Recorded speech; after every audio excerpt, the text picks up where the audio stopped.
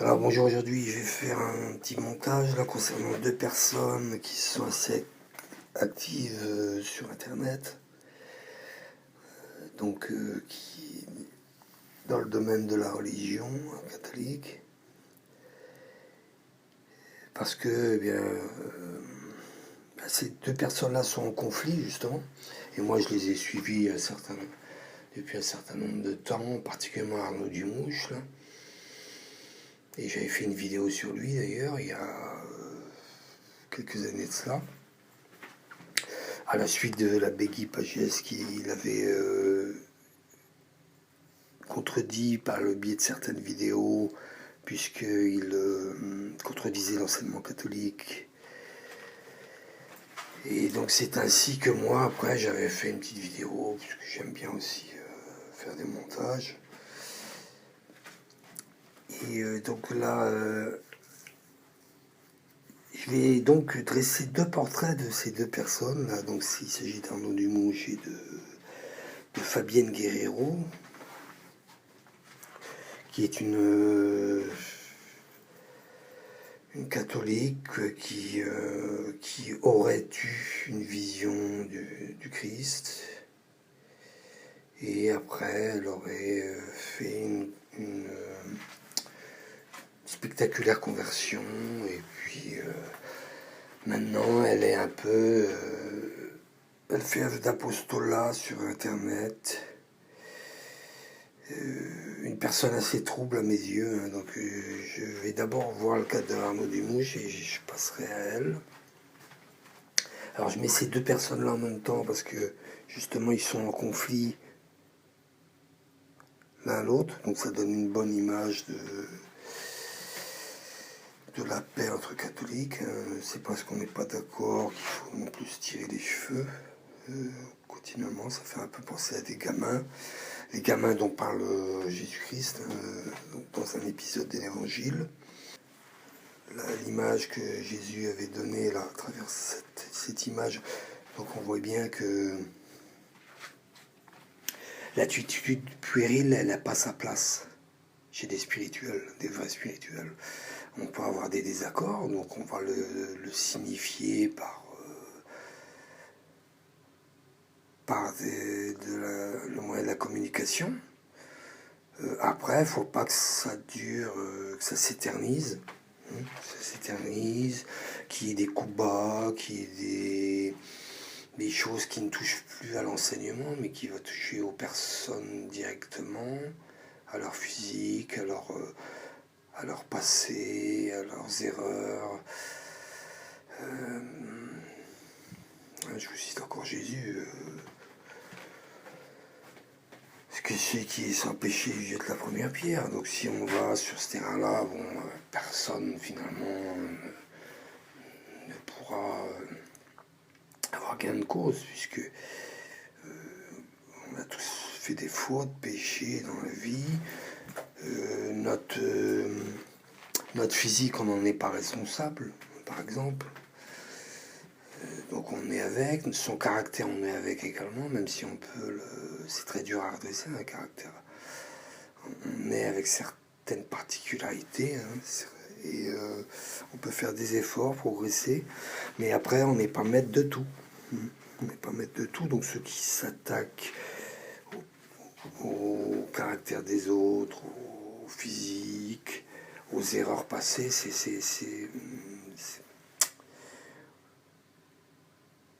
c'est pas catholique, quoi, à mes yeux, c'est pas chrétien, c'est de l'enfantillage. Comme disait saint François de Sales, ça serait plutôt de l'enfantillage. Un spirituel, il ne s'adonne pas comme ça à des conflits interminables. On dit une fois la vérité, l'interlocuteur, s'il ne veut pas en tenir compte, eh bien tant pis pour lui. Il a eu ce qu'il fallait, il a eu des corrections, il persiste, il s'obstine, eh bien il aura le salaire de son obstination. Donc ça c'est une parenthèse. Donc j'en viens à cet Arnaud Dumouche. Donc que le point essentiel que je voudrais souligner avec lui, c'est que c'est un manipulateur. C'est un manipulateur. Moi, j'ai étudié la manipulation. Vous pouvez voir sur ma chaîne. J'avais fait une playlist sur la manipulation, justement, sur ma chaîne YouTube qui a été supprimée, malheureusement. Et où j'avais travaillé le sujet, assez creusé, assez. Ce sujet-là, parce que ça m'intéressait fortement. Ça m'intéresse toujours. Et quand je vois cette arme du mouche, là, je vois sûrement vraiment les caractéristiques d'un manipulateur. Je ne dis... Alors, il y a les manipulateurs conscients et inconscients. Les conscients, c'est des gens qui manipulent. On peut prendre Adolf Hitler pour un exemple célèbre. Qui manipulait les foules et puis qui avait étudié la manipulation, le comportement des foules. Et pour des fins de manipulation, il s'est livré à tel comportement. C'est pour ça qu'il avait créé ce personnage-là, cet orateur-là, très véhément. Tout ça, c'était une tactique de manipulation qu'il a employée et ça a fonctionné. Il a galvanisé les foules, il les a fait suivre, il a endoctriné complètement le peuple allemand et puis il est parvenu à ses fins. Donc ça, c'est un manipulateur conscient. Et il y a les manipulateurs inconscients, c'est-à-dire que il manipule, mais il ne se rend pas compte qu'il use de procédés manipulatoires dans leur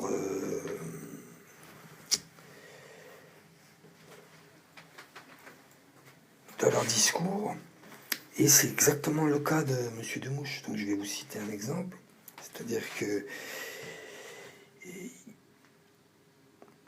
Alors, il avance des hypothèses. Il avance des hypothèses, des idées, comme il dit.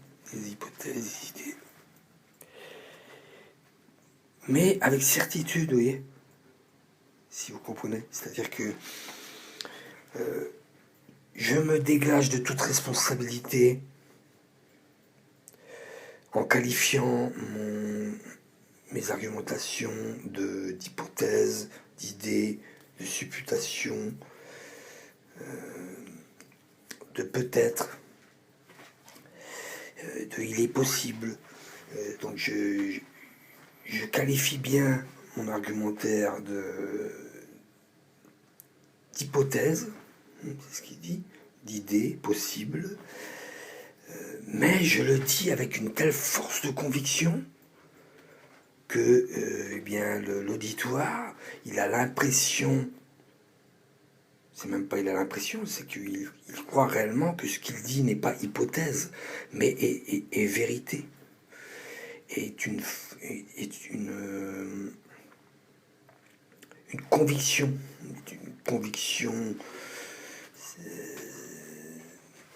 je vais employer un pléonasme, une conviction certaine, vous voyez, une conviction certaine, mais toujours entouré de, vous voyez, de ce dégagement de responsabilité, c'est-à-dire j'émets une hypothèse, mais finalement une hypothèse certaine dans la façon que je le dis. Hein. Et donc ainsi, eh bien, il fait semblant que c'est une hypothèse, une idée. Il le dit avec tellement de fougue, de véhémence, de certitude, qu'en réalité ce n'est plus ni une hypothèse, ni une suggestion, ni une idée, ni une méditation, ni une pensée, c'est une affirmation. C'est une affirmation de la façon dont il dit. Donc sa forme contredit même la forme qu'il dit cela, contredit même le fait qu'ils disent que tout cela n'est que hypothèse et idée. Hein. Donc c'est sa forme qui est manipulatoire. Et il a pris cette habitude-là de persuasion, de certitude dans dans son vocabulaire, dans sa prestance, dans ses répliques quand il est en débat. Et finalement, ça n'est jamais des hypothèses, des idées. En réalité, c'est une certitude qu'il dit. Mais je l'aurais dit encore une fois, parce que c'est très important, c'est qu'il il se protège.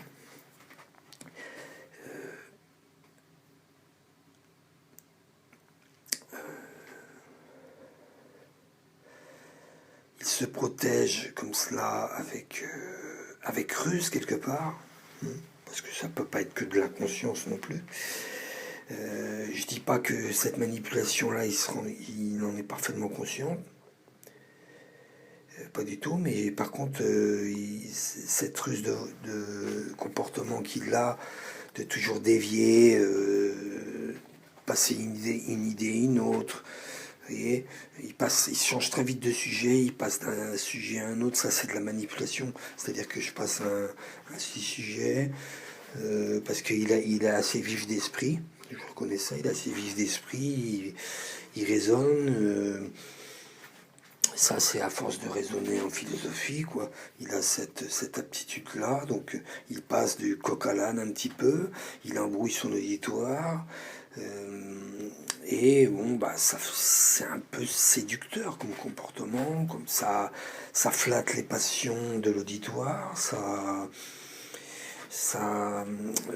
le ton, la tonalité de sa voix également agit, fait qu'il captive l'attention de ceux qui l'écoutent. Tout ça, enfin c'est, vous voyez, si je fais une conclusion globale de cette personne-là, c'est un manipulateur, ça c'est certain. Plus ou moins conscient, parce qu'il y a quand même une part de conscience chez lui, et cela prouve que le père Pagès l'a repris plusieurs fois, il est obstiné jusqu'à la mort.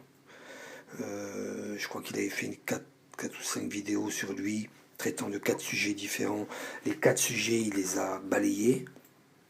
Il ne veut rien savoir, il a raison sur les 4, comme si on pouvait avoir raison sur tout. Vous voyez bien que là, déjà, ça démontre vraiment un caractère obstiné. Moi, quand j'ai tort, bon, bah, je l'admets, et puis voilà, c'est pas une honte d'avoir tort. On peut se tromper, et puis on peut croire qu'on avait raison, de bonne foi.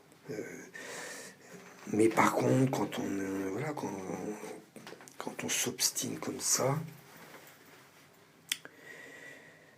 qu'on a toujours raison sur tout, c'est que là, il y a quelque chose qui ne va pas. Parce que personne n'a raison sur tout.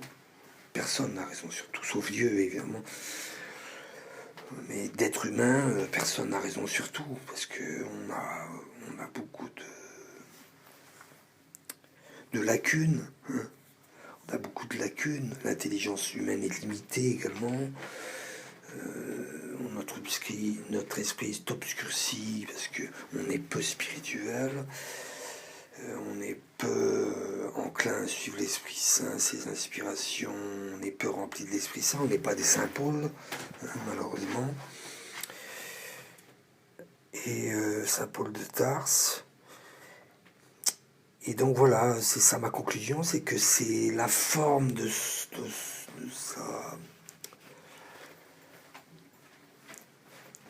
sa pédagogie est manipulatoire parce qu'elle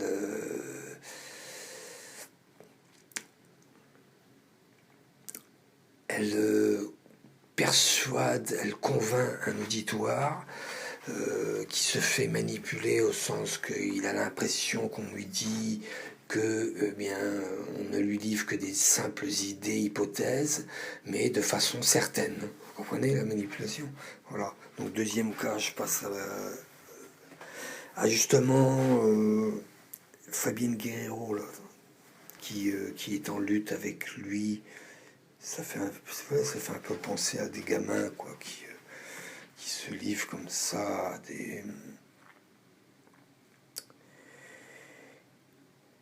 à des lancements de pierres, de piques, de provocations.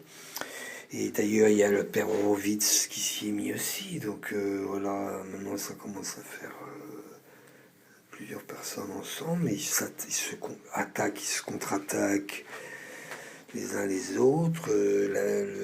Dumouche, là, monsieur Dumouche, il a fait appel à un autre prêtre. J'ai vu ça, une vidéo. C'est pour ça que ça m'a donné l'envie de faire ce montage.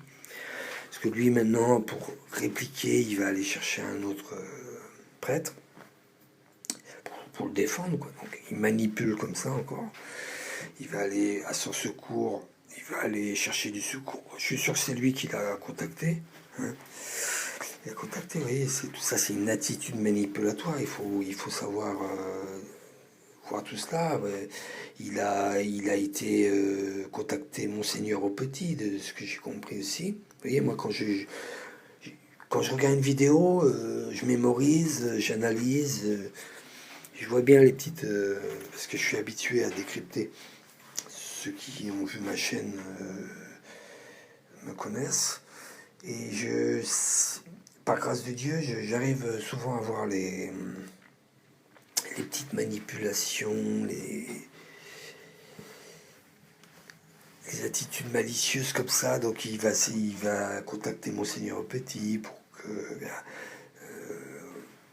qu'il y ait de la contrepartie, que lui, il va contacter le supérieur pour que celui-ci se fasse remonter les bretelles après.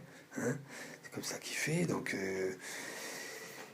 bon, il se défend, c'est sûr. Il se défend, il a le droit de se défendre, mais il se défend finalement sur du sable, parce que son enseignement c'est du sable. Il le dit lui-même, c'est des idées, des hypothèses. Donc si je me défends sur des choses qui n'ont pas de solidité, des choses qui ne sont pas des certitudes, mais des probabilités, eh bien je suis un imposteur.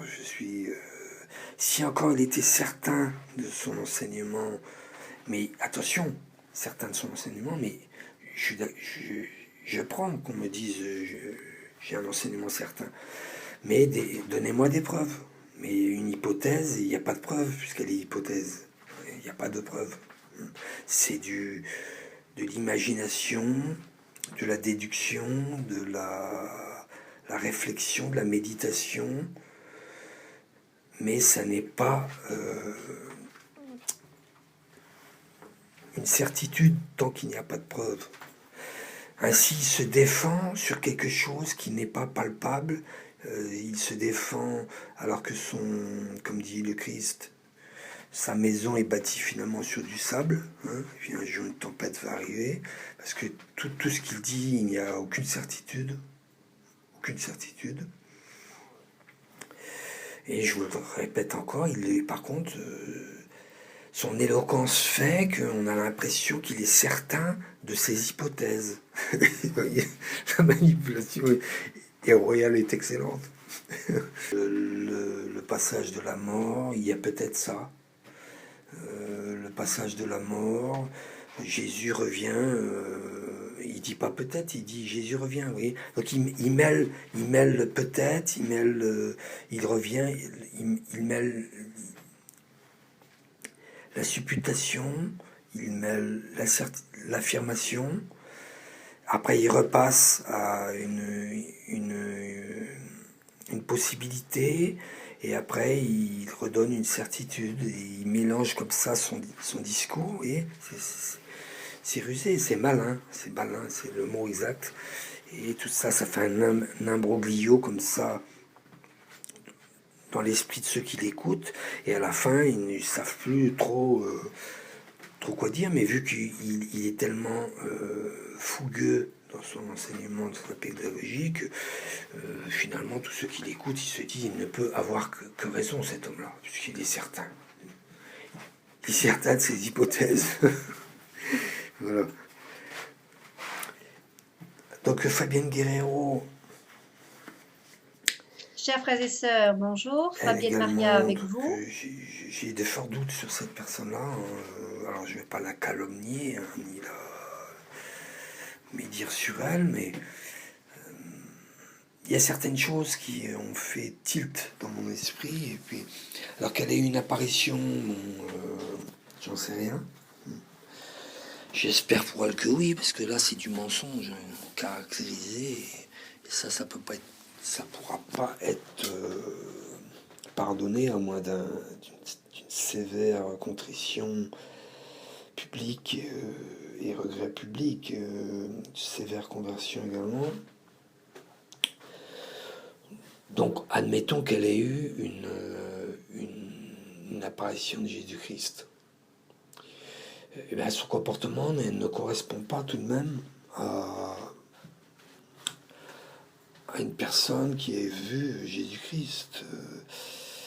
Puisqu'il y a tout de même des choses étranges dans ce personnage-là.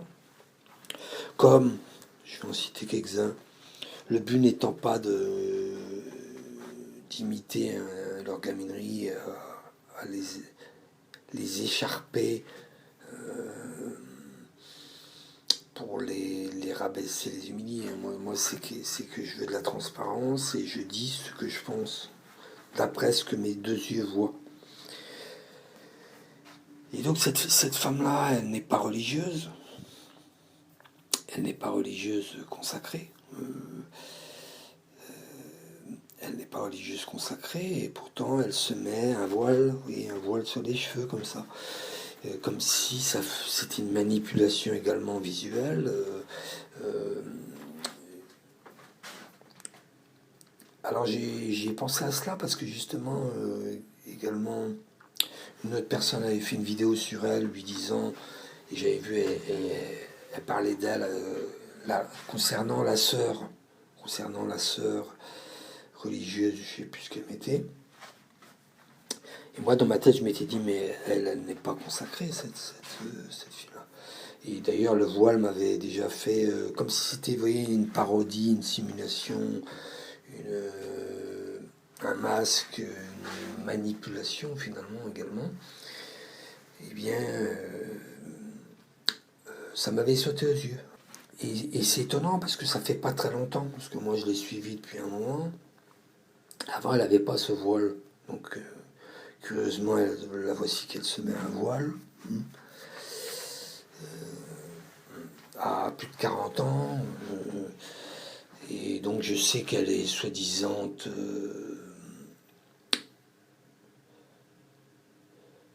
présidente de la miséricorde d'une association. Mais une association, ça n'est pas un ordre religieux autorisé par l'Église catholique. Ça n'est pas cela. Une association, c'est laïque, c'est dans le monde, ça. Donc pourquoi se faire passer comme ça, en se travestissant quelque part, en se faisant passer pour une religieuse, alors qu'elle n'en est pas une, finalement.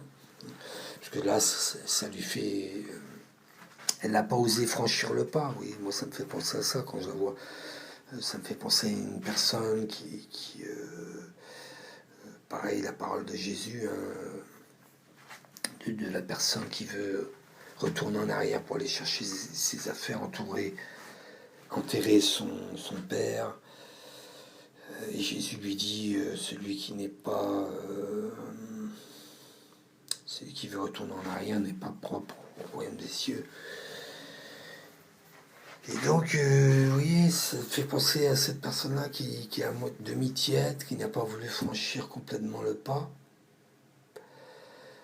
en s'engageant dans un ordre consacré, religieux, comme, je ne sais pas, tous les ordres de sœurs. Pourquoi n'est-elle pas Clarisse? Pourquoi n'est-elle pas fille du Saint-Esprit? Elle n'a que l'embarras du choix, donc elle ne se lance pas, elle ne se donne pas entièrement au Christ en s'engageant en se consacrant entièrement à Dieu. Voilà, ça c'est un premier point très important. Second point, toujours le besoin de se mettre en avant. Quand vous l'observez, elle est toujours à se donner un petit peu des airs. Alors là, elle a progressé au fil du temps, j'ai vu en l'observant. Mais il y a quelques années, même si j'étais pas si j'étais pas, comment dire, un suiveur régulier de son travail, de ses vidéos, etc. Je l'avais vu il y a quelques années quand elle faisait des Pokémon, je ne sais plus quoi. Et j'avais vu cette vidéo-là. Après, moi, les années, j'ai plus suivi son travail de ce qu'elle faisait. Et puis, il y a quelques temps, elle est revenue en force, il y a 1 ou 2 ans peut-être, parce qu'elle a eu de plus en plus d'abonnés, etc. Donc, du coup, bah, il y a certaines de ces vidéos qui apparaissaient. C'est là où je me suis mis à cliquer. Et j'ai vu que le phénomène prenait de plus en plus d'ampleur. Autre point également, bon, je ne vais pas tous les énumérer, parce que si j'aurais pu en trouver énormément, sans doute, en cherchant, je vais en donner quelques-uns pour vous montrer que bien, cette personne est douteuse. Même si je ne dis pas qu'elle n'a pas eu d'apparition, c'est possible, c'est possible. Je dis qu'il y a des choses qui sont étranges, qui me sautent aux yeux, donc je me pose des questions, voilà. Donc un autre point, c'est l'insistance vraiment sans limite concernant les messages d'apparition, mais seulement les messages d'apparition ou de révélation privée, ce qui est encore plus évasif, qui est encore plus qui fait sujet, eh bien, qui peut faire sujet à polémique, qui n'a rien de certain. C'est-à-dire que n'importe quel Gus, n'importe quelle fille un peu déséquilibrée peut dire qu'elle a eu une vision, là, et puis que le Christ lui a révélé cela. Même des drogues peuvent apporter des fausses visions. Et après, l'esprit qui va être dopé, on va dire, par ces substances-là, va produire des choses intellectuelles, voire spirituelles, entre guillemets, et il peut produire, des esprits drogués peuvent produire aussi des messages de l'au-delà, vous voyez.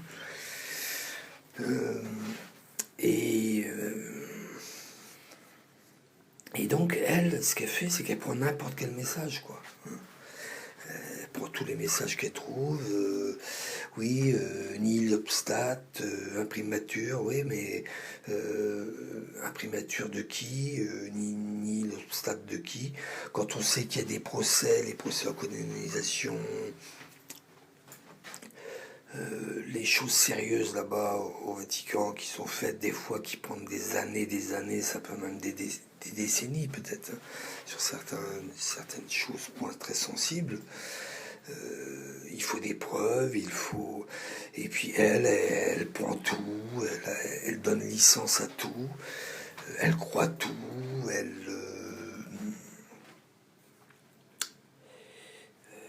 elle communique toutes ces visions qui sont peut-être fausses. Elle y croit absolument. Donc vous voyez, ça donne vraiment un esprit un peu, alors soit perturbé, soit naïf. Mais la Vierge Marie mettait bien en garde. Ça, c'est des apparitions, soit de la salette lourde, etc. Donc ça, c'est vraiment des apparitions que n'interdit pas l'Église, qui ne sont pas non plus absolues, mais qui sont vraiment qui sont autorisées par l'Église, que l'on peut y croire. C'est la liberté des fidèles, tout ça. Ça, c'est vraiment... et par le fruit que cela a porté, de bons fruits, on peut vraiment dire que c'est réellement des vraies apparitions. Et la Vierge Marie disait que, eh bien, qu'il fallait se méfier de tout ce qui... de visions, d'apparitions, qui peuvent être le produit du démon. Je crois qu'à Kérisinen aussi, en Bretagne, les apparitions... elle disait également cela, donc elle mettait en garde le clergé, hein, parce que évidemment le démon, il agit également, hein, surtout en ces temps où c'est vraiment l'apostasie généralisée. Donc son pouvoir d'influence, son pouvoir de ruse est décuplé, multiplié, et il agit plus que jamais. C'est pour ça qu'il y a de plus en plus de phénomènes paranormaux, de soi-disant visions, apparitions, tout ça qui sont, pour une bonne part, qui sont vraiment de lui. Et elle prend tout, comme le livre de la vie, de je sais pas quoi, de je sais pas qui, là, Maria de la Miséricorde, le livre de la vie, enfin des tas de choses comme ça qui sont peut-être des sornettes, quoi, hein, qui sont peut-être le fruit d'apparitions démoniaques, d'inspiration démoniaque, d'esprits perturbés. Elle prend tout, elle embrasse tout comme ça, et puis elle répand ces informations-là, donc elle peut être complice du démon quelque part. Parce que si on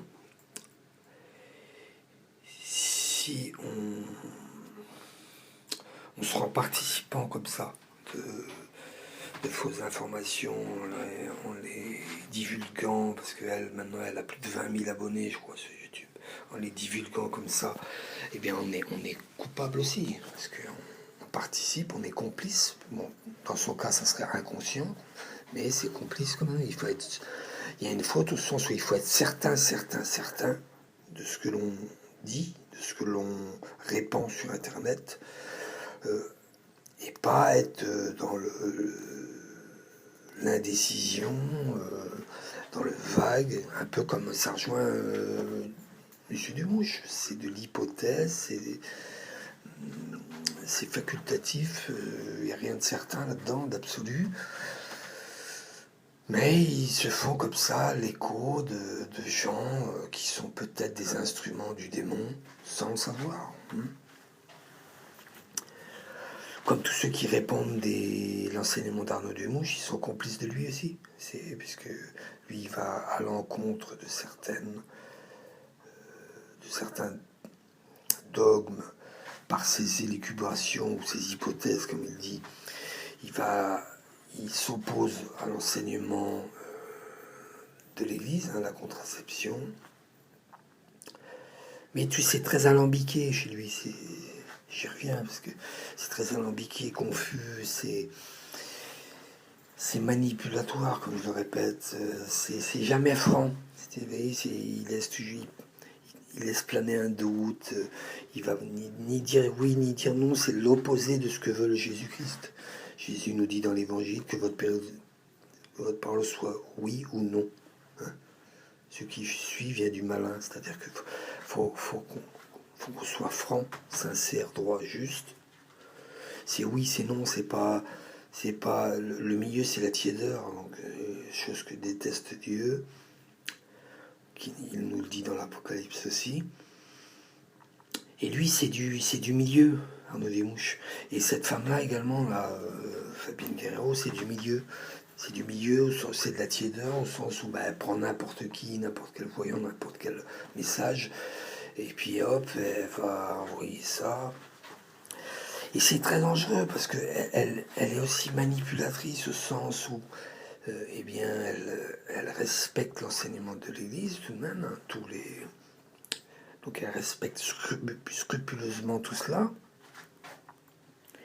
Mais c'est un peu farfelu au sens où, je dis, elle se fait le relais comme ça de choses qui ne sont pas approuvées officiellement par l'Église.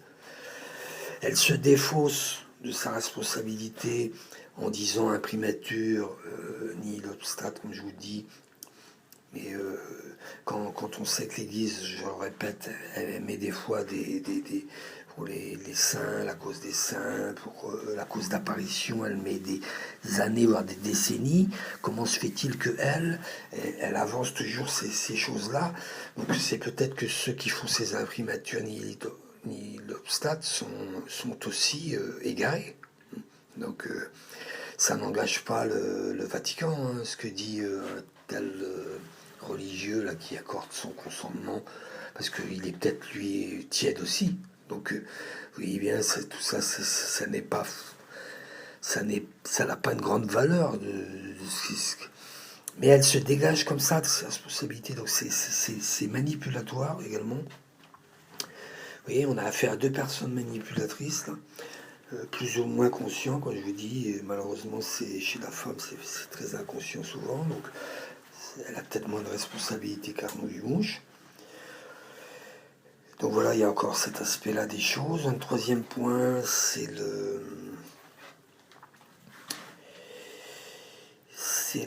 comment dire,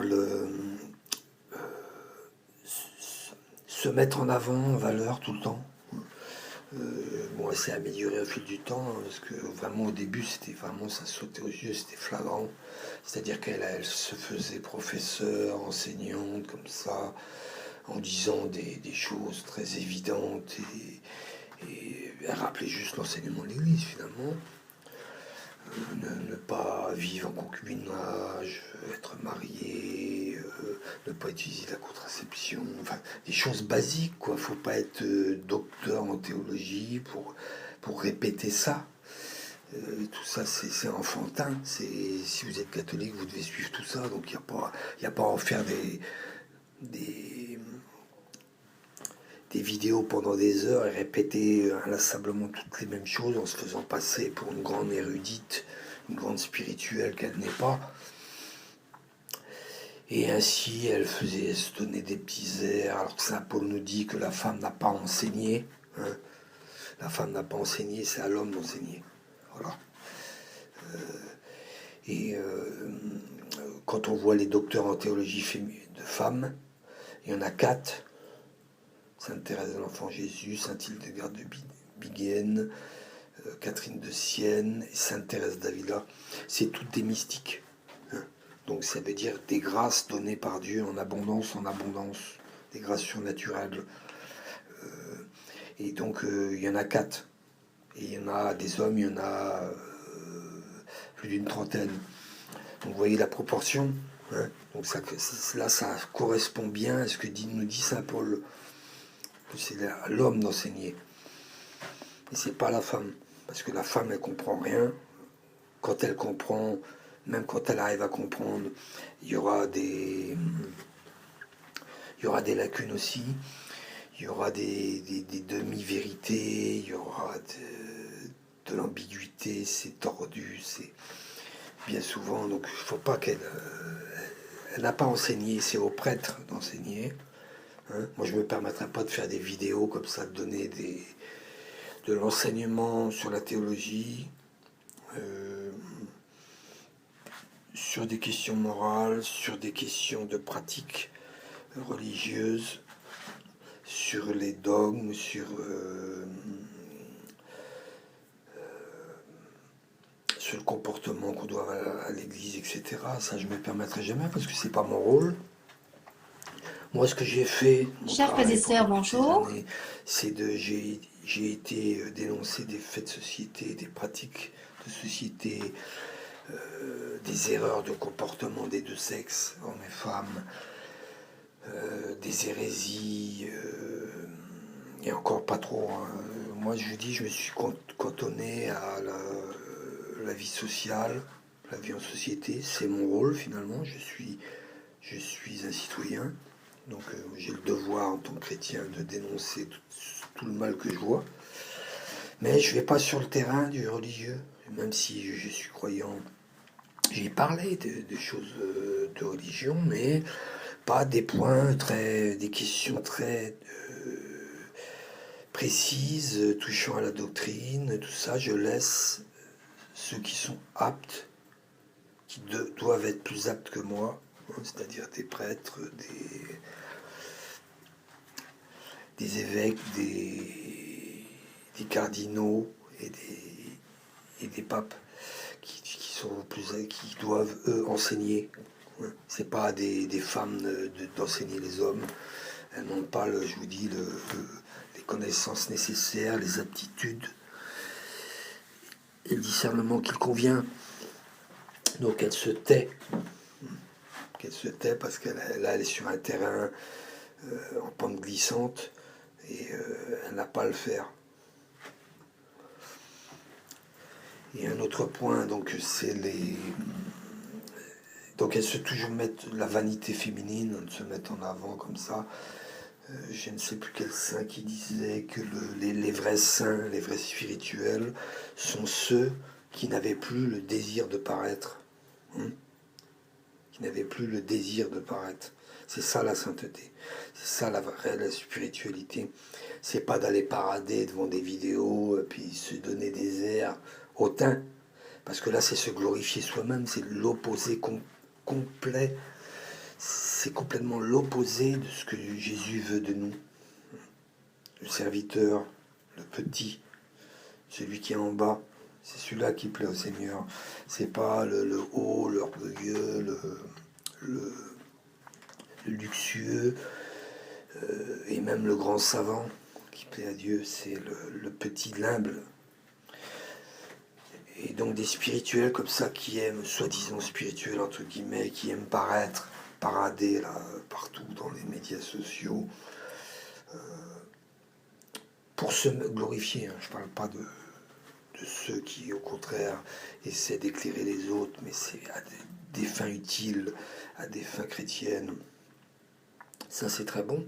Mais je parle que c'est la fin qu'il faut regarder. Il y en a, c'est vraiment pour eux-mêmes, en fait, qu'ils veulent... C'est l'intention, hein, la pureté d'intention qui est très importante aux yeux de Dieu. Je l'ai déjà dit, c'est ça qui est très important que Dieu regarde. C'est la petite pièce, hein, que donne la veuve. L'intention est là. Ceux qui donnent du superflu, c'est nul, c'est zéro. Si j'ai 10 millions, je donne 100 euros. Si j'ai 10 millions d'euros, je donne 100 euros. C'est nul.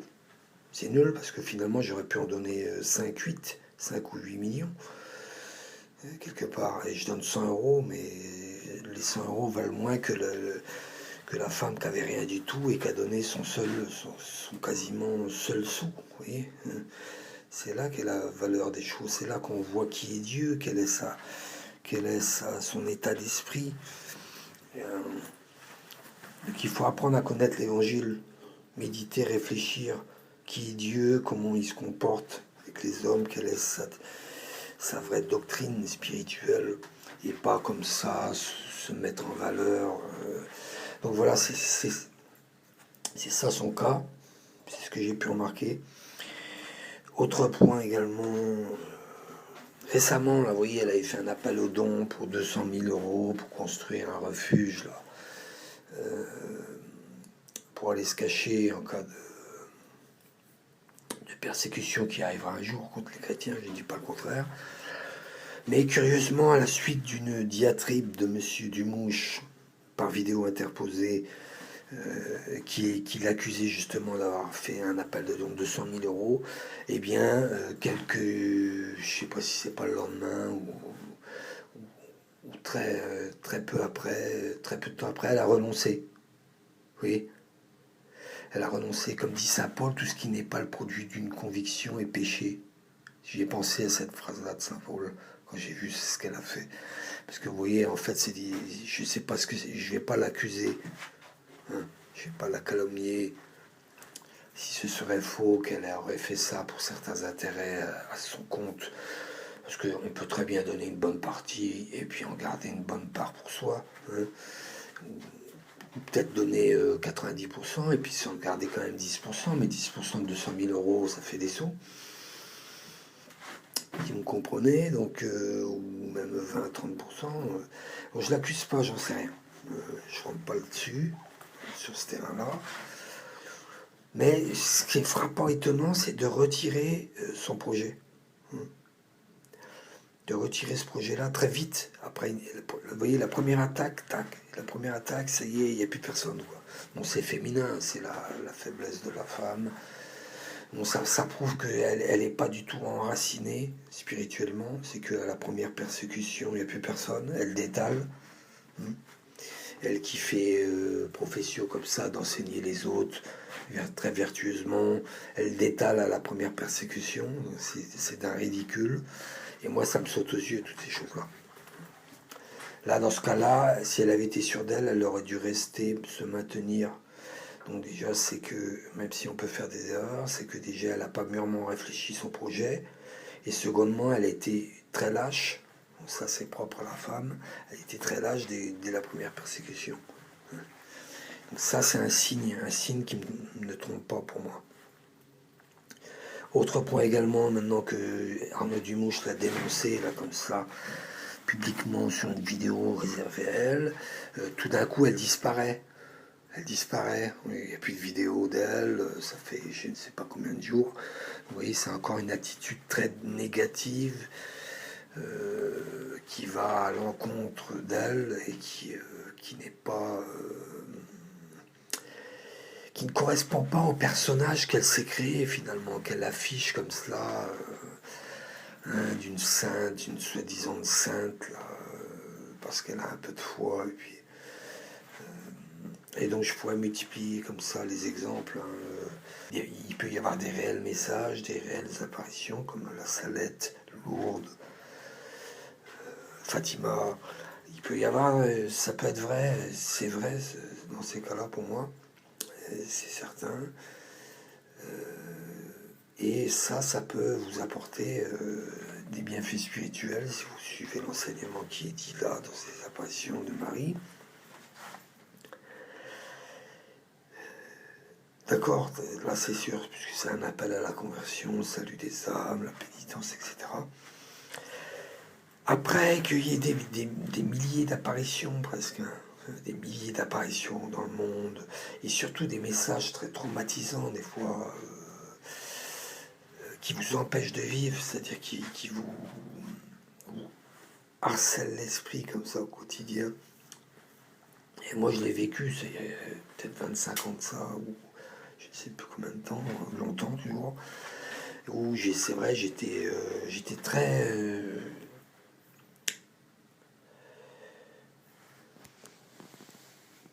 suiveur, on va dire, de ces messages-là, et puis on attend, on croit que ça va être demain, parce que le bientôt de Dieu, c'est pas le bientôt de humain, et il y a toujours bientôt, vous voyez, il y a des messages, je les ai lus il y a 25 ans, c'était bientôt.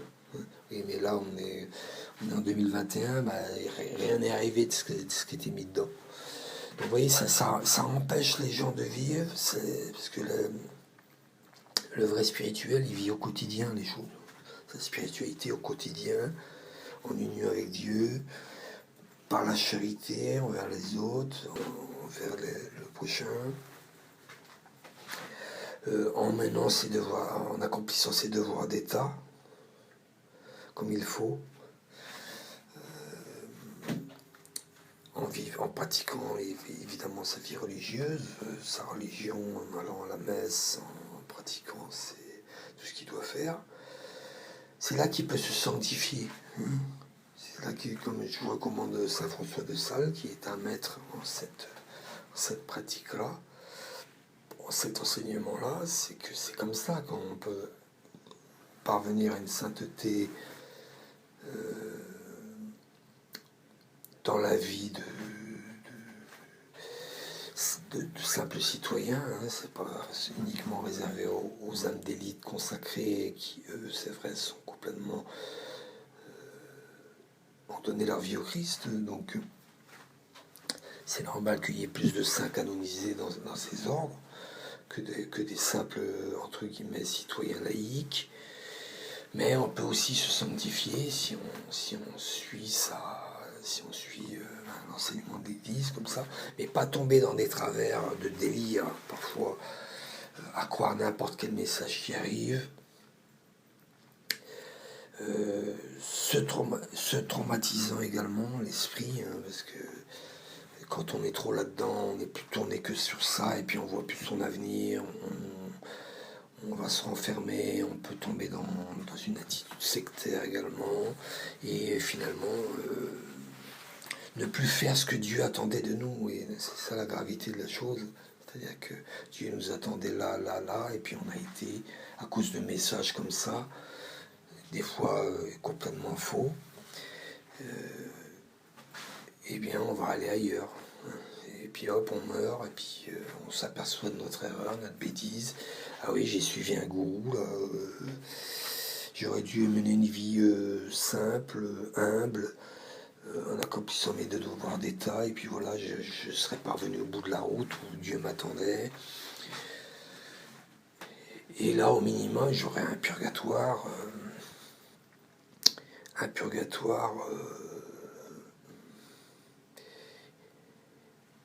presque illimité, quoi. C'est-à-dire que je vais décupler mon temps là-bas parce que j'ai suivi une mauvaise route, même si j'ai cru aussi en Jésus, puisque ceux qui suivent ces messages, ça, ils y croient, mais je lui dis, ils se trompent de chemin, de route. Donc voilà, je termine avec ces deux personnes là, qui pour moi ne sont pas des vrais spirituels. Ils ont des qualités indéniables. Je leur reconnais certaines qualités de leur foi, leur persévérance. Je veux pas les faire tomber dans le désespoir non plus. Je veux pas les rabaisser, les humilier publiquement.